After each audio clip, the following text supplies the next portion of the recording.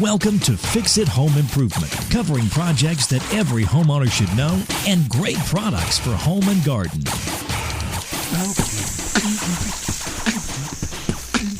Hi, I'm JC, and this is where we share weekly home improvement tips. I'm here with my co-host Cindy. Hello, JC. Hi, Cindy. This week we're going to be talking about fall flower bulbs, and we'd like to thank Be Saved for giving us a 5-star rating and review on Apple Podcasts. Botanist Carolus Clusius started working with medicinal herbs at one of the first botanical gardens in the late 1500s. He studied a variety of flowers and planted the first tulip bulbs in the Netherlands in 1593. Dutch growers have taken flowers from around the world and developed a huge industry for flower bulbs. They're saying over 75% of all flower bulbs traded worldwide come from Holland, and a majority of the bulbs are tulips. I like tulips. Why don't we start with explaining what a bulb is? So a true bulb is a ball-like structure that the plant's roots and stems grow out of. So it's actually a living plant. So it's not like a seed. Right, exactly. It's part That's of... what I thought originally. It was like it's a great big seed. Yeah, it's weird. And with the bulb itself, you want to get it into the ground as soon as the conditions are right. How long can you store them? So most bulbs can be stored for about a year under the right conditions, but you don't want them to freeze or get too hot or get damp. And most of the fall flowers that come from bulbs are perennial, but how well they do depends on the part of the country you're in and the soil conditions, plus the time of year you put them in. So perennial means what? Perennial is the plant will last for 3 years or longer. Biennials have a 2-year life cycle, and annuals only last for 1 season. At my parents' house, back when we had a patio in the backyard, there was one tulip that came up every year. Really? And my dad would mow it down with the lawnmower. Really? Wow. Like, what a jerk. But every year it came up, just that one tulip. So cutting it back early must be the process to keep it coming back. Many of the flowers that come from bulbs like tulips require a cold winter and a warm summer to come back every year and produce flowers. If you're in a warm climate with a moderate winter, many gardeners treat tulips like annuals, and they just replant the bulbs every season. Or they'll dig up the bulbs, and at the end of the season they'll store them. Then before replanting them, they'll put them in a refrigerator for 6 to 10 weeks, and that stimulates them to bloom the next season. Wow, that seems like a lot of work. What's interesting is most of the bulbs are sensitive to the ethylene gas that's produced by fruit as it ripens. So if you're storing apples, avocados, bananas, tomatoes, squash, melons, or pears in the refrigerator where you're putting your flower bulbs, that gas can actually damage the bulbs. And also, cauliflower, cabbage, and lettuce shouldn't be next to any of the fruits that produce ethylene gas. So if you have a drawer in the fridge and you have your lettuce in there and apples, for example, it can turn the lettuce brown and soft. Huh, who knew? Wild, huh? So they're called fall bulbs, but they actually come up in the spring. Right. And so they're spring bulbs too, right?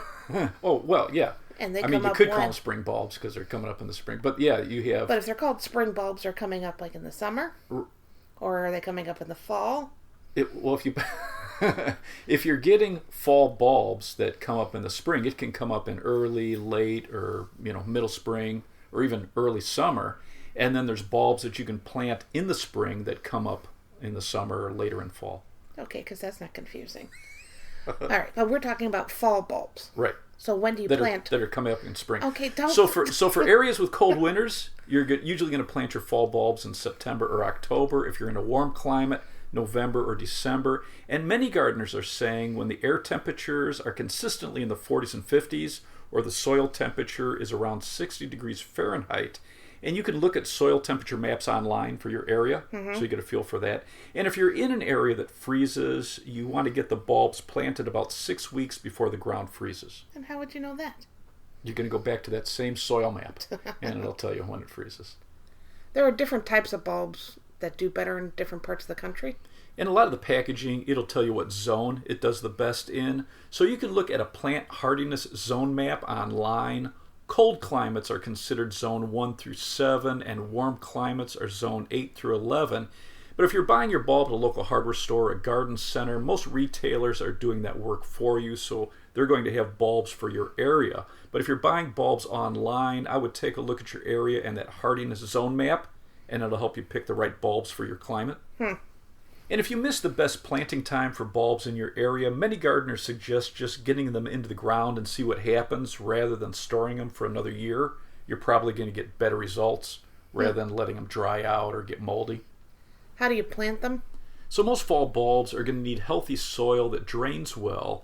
If you have clay soil that doesn't drain, it can cause the bulbs to rot. If you have sandy soil, the bulbs can dry out, and that soil isn't going to hold enough nutrients to stimulate flowering for perennials. So gardeners recommend amending the soil where you're planting your bulbs so it drains well a few inches below the bulb. And the University of Illinois Extension recommends adding a few inches of compost, peat moss, or leaf mold into the soil and then work it down at least 12 inches minimum. And 18 inches, they say, is better. Wow. The organic matter in compost is going to improve your soil structure. It's going to add nutrients and increase microorganisms and bacteria. In clay soil, it's going to help break it apart. And in sandy soil, it's going to make it more absorbent. And when you're working a few inches of compost or mushroom compost or peat moss or shredded leaves into the soil, you can work it in with a shovel or you can use a tiller. And if you're creating a border of flowers, you can just use a narrow blade trenching shovel and create a row for planting. And then once you amend your soil, you're not going to have to do it again. You're just going to add a couple of inches of compost on top of the area every year, and earthworms and microorganisms will keep the soil aerated. They come up and pull nutrients and organic material down into the soil. Good to know. And each year, by covering the bulbs with a layer of compost or leaf mold, it's going to help regulate the soil temperature, reduce evaporation, and help reduce soil diseases. If you plan on planting your bulbs in raised beds or pots, a popular soil you can create yourself is 1/3 compost, 1/3 peat moss, and then 1/3 either vermiculite or perlite. Or you can just buy a pre-made potting soil. That seems easier. How deep should you bury the bulbs? One gardening site I looked at said small bulbs, they should be around 5 inches deep, big bulbs around 8 inches deep, but a lot of the gardeners are recommending measure the height of the bulb and bury it 3 times the height. Because how do you know if you have a big bulb or a small bulb? Right. So if it's 5 inches and 8 inches, I guess you could divide it by 3. So a small bulb, so what would that be? 1.5 inches would be a small bulb. A big bulb would be 2.5 to 3 inches. Exciting. There you go. Math. Yay. And if you're buying bulbs by the bag, the label is usually going to have the recommended depth and spacing. You want to plant the bulbs with the pointy side up, and if it doesn't have an obvious pointy side, then you want to make sure the root side is down. Okay. I stopped by a garden center here in the Chicago area to take a look at some of the labels, and on a bag of daffodil bulbs, it said plant 5 bulbs in a 1 foot by 1 foot square. If you're putting them in a row, space them 4 to 6 inches apart and bury them 6 inches deep, and it'll grow 14 to 16 inches high. Crocus, they say, put 10 in a 1 foot by 1 foot square, or space them 2 to 4 inches apart in a row. Plant them 2 inches deep, and they're going to grow 3 to 4 inches tall. That's a big difference. And then tulips, 5 per a 1 foot by 1 foot square, space them 2 to 4 inches apart. Bury them 4 to 6 inches deep, and it's going to grow 20 to 22 inches tall. One of the gentlemen at the garden center recommended if you're planting tulips to bury it about 2 inches deeper than what's on the label.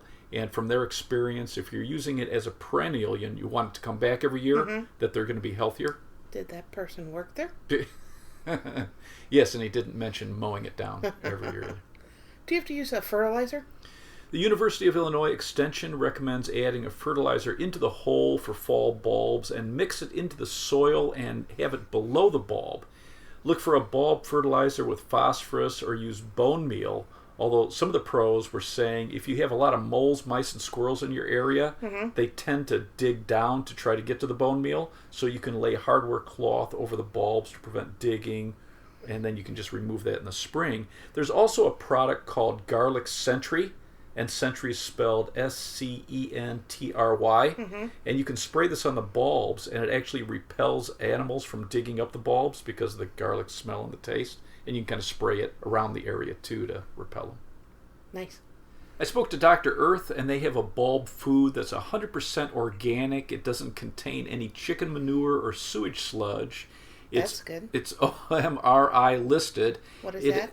You should explain that. So OMRI is Organic Materials Review Institute. And this bulb food from Dr. Earth has 7 types of microbes, 2 types of mycorrhiza, and it improves the health of the soil and the roots. And Dr. Earth recommended when you're mixing the fertilizer into the soil, do this before you plant your bulbs. You're going to get the best results. Dave Thompson's, they have an organic bone meal fertilizer for bulbs. And you should spell that. Dave Thompson's is Dave, and then Thompson's is THOMPSON''S. Thank you. Espoma, ESPOMA. They have a bulb food called Bulb Tone. So it's BULB-TONE.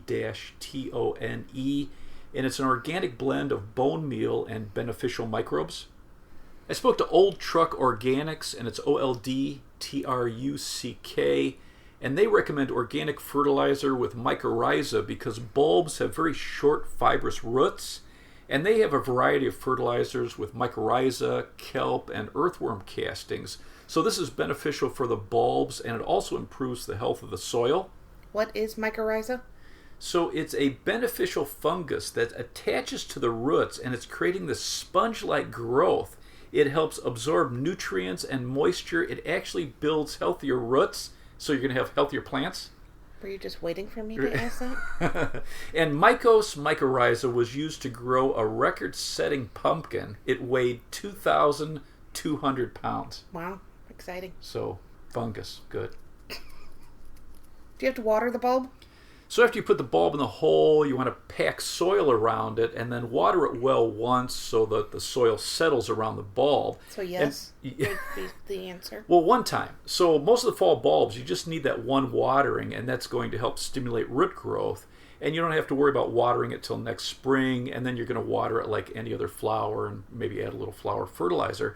And I spoke to Bare Ground Solutions, and they have a liquid fish fertilizer that's called Just Sensational, and they spell sensational SCENTSATIONAL. And this is Why would you spell bear? Because Bare Ground Solutions, it's BARE. Not like bear. Right. Ground is like it sounds. And this is made from fresh rainbow trout that's cold pressed to reduce the odor. And liquid fish fertilizer actually helps the plants absorb more nutrients because it's providing food for the microorganisms, bacteria, earthworms, and fungi in the soil. The fungi and bacteria break down nutrients so they can be absorbed by the plants. Earthworms, if they're healthy, they're reproducing more, they're aerating the soil, they're going to the surface, they're pulling down organic material, so you're actually making your soil healthier. Exciting. And then the earthworm castings are good fertilizer too. Mm-hmm. When you're planning where to plant your bulbs, most require full sun. What does that mean? Full sun is at least 6 hours worth of sunlight a day. Partial sun is 3 to 6 hours a day. And gardeners are recommending grouping 3 to 10 bulbs together for the best look, or run them spaced in a row around borders, because they're saying if you just have individual flowers, or if they're spaced too far apart, it just doesn't look attractive. Probably why your dad went after that one tulip with his lawnmower. It's a good thing he doesn't listen to this. And then look at the labels to see when the different types bloom. And they're recommending mixing early, mid, and late spring flowers. And you're going to get flowers blooming for a longer period. Mm-hmm. Keep the bulbs in the bags or containers grouped by colors if you have a specific layout, because you're not going to be able to tell the flower color from the bulbs if you take them out and mix them. So is it just one color per bag? Depends. Some are grouped by color, although you can get bags filled with multiple colored bulbs. Okay. If you want to group flower colors for the most pleasing color combinations, you can use a color wheel. So analogous colors are colors next to each other on the color wheel, like yellow and green. Monochromatic are different shades of the same color, and complementary colors are opposite on the color wheel, so like blue and orange. Go Bears. Cool colors are blue, green, and purple, and you can add gray to that. Warm colors are red, orange, yellow, and you can add brown and tan to those. Beside color, you also want to look at the blooming times and the height of the flowers.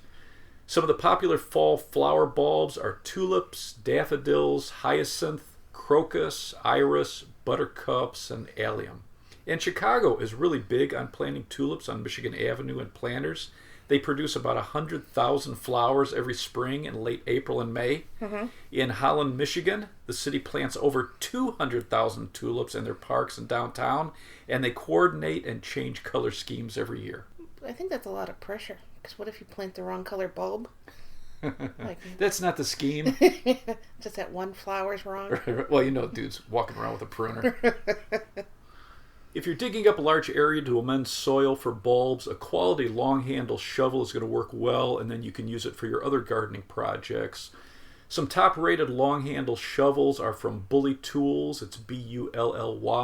Corona, Corona. Fiskars, Fiskars, and Ames True Temper. It's Ames. And if you want to create narrow rows for bulbs, some of the top-rated long-handled trenching shovels come from Bully Tools, Corona, and Ames.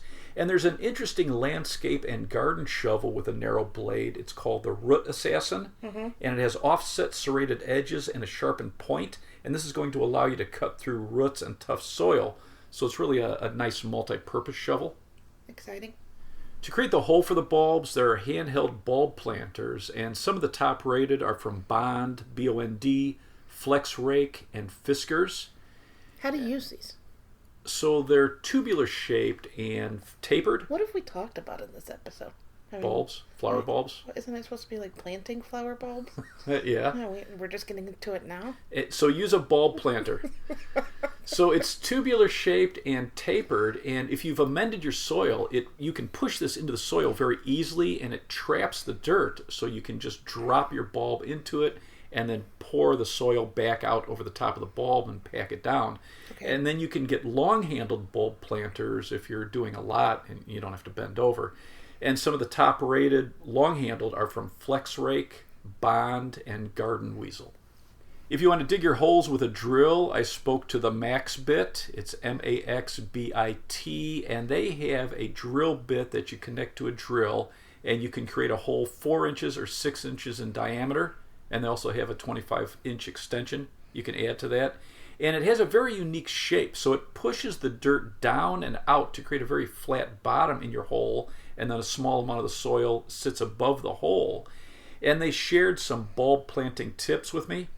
They say to pay attention to the packaging for the proper depth of the bulb because it varies and it's going to affect how well the flowers do.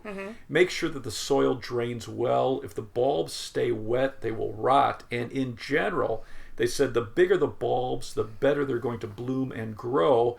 And make sure when you're checking the bulbs that they're firm, not soft or moldy. Okay. Do you have anything else to add? Before you plant your bulbs, amend the soil a few inches deeper than your bulbs so the soil drains well and holds nutrients. And add some bulb fertilizer to the bottom of the hole and mix it well with the soil. Plant a variety of bulbs that are going to bloom at different times, and take a look at the different heights, the suggested spacing, and how deep to bury them. A lot of the pros are suggesting plant large groupings or long rows for the most impact. Let's wrap this up. You can download our new book, Home Improvement Solutions, What Every Homeowner Should Know, Book 5 on Amazon. And if you like it, we'd appreciate a review. You can subscribe to our podcast on Apple Podcasts, Google Podcasts, CastBox, Player FM, or your favorite podcast app.